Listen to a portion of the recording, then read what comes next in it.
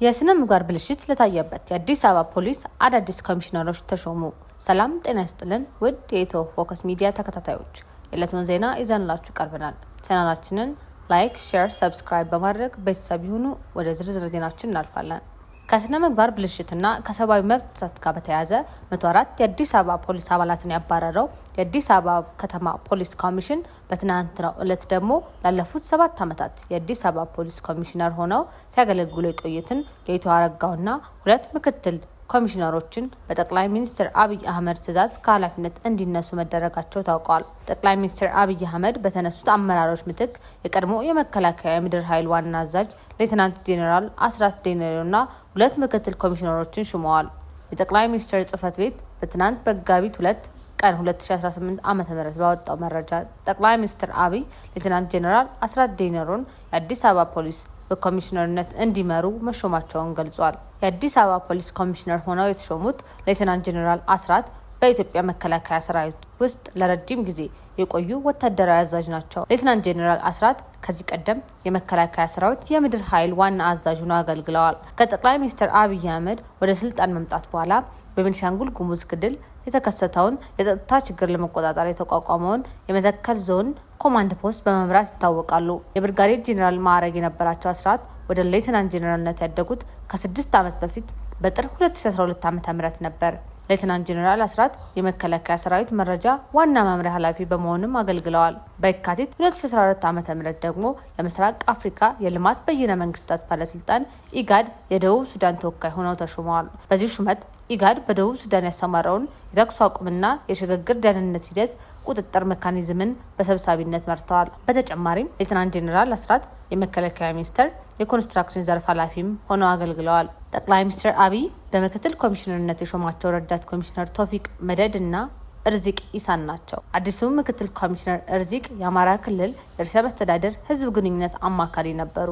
የአማካሪነት ሹመቱን ጥቅምት ወር ላይ ከማግኘታቸው አስቀድሞ ደግሞ የክልሉ ወጣቶችና ስፖርት ቢሮ ኃላፊ ነበሩ። የአማራ ክልል ርዕሰ መስተዳድር ጽህፈት ቤት ኃላፊ፣ የጎንደር ከተማ ከንቲባ እንዲሁም በገበታ ለሀገር ፕሮጀክት የተገነባው የጎርጎራ ኢኮ ሪዞርት ግንባታም አስተባባሪ ነበሩ። ከአዲስ አበባ ፖሊስ ኮሚሽነርነት የተነሱት ጌቱ አርጋው ኃላፊነቱን የተረከቡት ከ7 ዓመት ገደማ በፊት በሚያዝያ 2011 ዓ.ም ነበር። ጠቅላይ ሚኒስትሩ የዋና ከተማን ፖሊስ እንዲመሩ ለዋና ኮሚሽነርና ምክትል ኮሚሽነርነት ቦታ ባለስልጣናት መሾማቸውን ከማሳወቅ ውጪ ሹምሽሩ ለምን እንዳስፈለገና ስለ ቀድሞ ኮሚሽነር የተባለ ነገር የለም። ሹምሽሩ ያስፈለገበት ምክንያት አሁን በይፋ ይገለጽ እንጂ ጥር 29 ቀን 2018 ዓ.ም በተካሄደው የአዲስ አበባ ከተማ አስተዳደር ምክር ቤት መደበኛ ጉባኤ ላይ የፖሊሶች ስነ ምግባር ግድፈትና የሰብአዊ መብት ጥሰት ከፍተኛ ደረጃ ላይ በመድረሱ የእርምት እርምጃ ሊወሰድ እንደሚገባ ተነስቶ ውይይት ተካሂዶበት ነበር።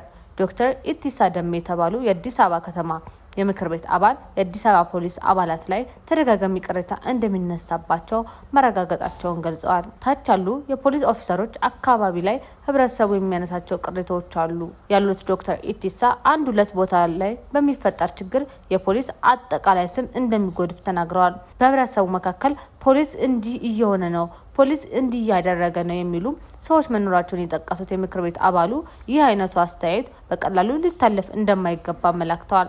መንደር ውስጥ ገብተው የሚሰሩ የሚመሰገኑ ፖሊስ ኦፊሰሮች እንዳሉኑ ቅሬታ የሚነሳባቸው መኖራቸውንም ግን በተደጋጋሚ ሰምቻለሁ ሲሉ ዶክተር ኢቲሳ በጸጥታ አስከባሪዎች ላይ ህብረተሰቡ የሚሰጠውን አስተያየት አጋርተዋል። የአዲስ አበባ ከተማ ምክር ቤት በአባሉ በፖሊሶች ላይ በተለይ ከስነ ምግባር አንጻር እንዴት ነው ክትትል የሚደረገው? ታች ድረስ ቁጥጥሩና ክትትሉ እስከምን ድረስ ነው ሲሉም ጠይቀዋል። ለጥያቄው ምላሽ የሰጡት ዛሬ ከኃላፊነታቸው የተነሱት የአዲስ አበባ ፖሊስ ኮሚሽነር ባለፉት 6 ወራት ውስጥ ፖሊስ ከሚሰጠው አገልግሎት ተቃራኒ በሆነ ሁኔታ የስነ ምግባር ብልሽት ያሳዩ እንደዚሁም የሰብአዊ መብት ጥሰት ጋር በተያያዘ 104 ፖሊሶች እንዲሰናበቱ መደረጉን ገልጸዋል። ሆኖም ከስራቸው የተሰናበቱት ፖሊሶች የትኛዎቹን የሰብአዊ መብት ጥሰቶች እንደፈጸሙና ለህግ ቀርበው እንደሆነ ኮሚሽነሩ አላብራሩም። የቀድሞው ኮሚሽነር ጌቱ ህዝብን ፍጹም ስነ ምግባር በተሞላው መንገድ እንዲያገለግሉ ብዙ እድልና ተደጋጋሚ ትምህርት ተሰጥቷቸው ኃላፊነታቸውን ባለመወጣት ያልታረሙ የፖሊስ አባላት እንዳሉ በምክር ቤት ስብሰባ ላይ አምነዋል። በእነዚህ የፖሊስ አባላት ላይ የከተማይቱ ፖሊስ ኮሚሽን ከባድ የዲሲፕሊን እርምጃ እንደሚወስድም አስታውቋል። ከስራ ከማባረር ባለፈ በተለይ የሰብአዊ መብት ጥሰት የፈጸሙት በህግ ተጠያቂ እንዲሆኑ አለመደረጋቸው የአመራሮች ችግር መሆኑን ለኮሚሽኑ ቅርበት ያላቸው ስማቸው እንዳይጠቀስ የጠየቁ አስተያየት ሰጪዎች ይናገራሉ። እንደ ምንጫችን ገለጻ ተጠርጣሪ እስረኞች በምርመራ ወቅት ድብደባና ከህግ ውጭ የሆኑ የሰብአዊ መብት ጥሰቶች ይፈጸምባቸዋል ብለዋል። ተቃራኒው ደግሞ ከፍተኛ ወንጀል ፈጽመው የተያዙ ተጠርጣሪዎችን በገንዘብ ተደራድረው ፍርድ ቤት ሳይቀርቡ የሚለቁ ምግባረ ብልሹ የፖሊስ አባላት መኖራቸውንም አስታውቀዋል። መንግስት አይነክ የሚመስለውን አዲስ አበባ ፖሊስ ኮሚሽንን መርምሮ እንዲህ ያሉ ከባድ እርምጃዎችን መውሰዱን ምንጫችን አድንቀው እንዲህ ያለው አሰራር በትኩረት ሊቀጥል እንደሚገባ አሳስበዋል። የዕለቱ ዜና ይህን ይመስል ነበር። በሰላም ዋሉ።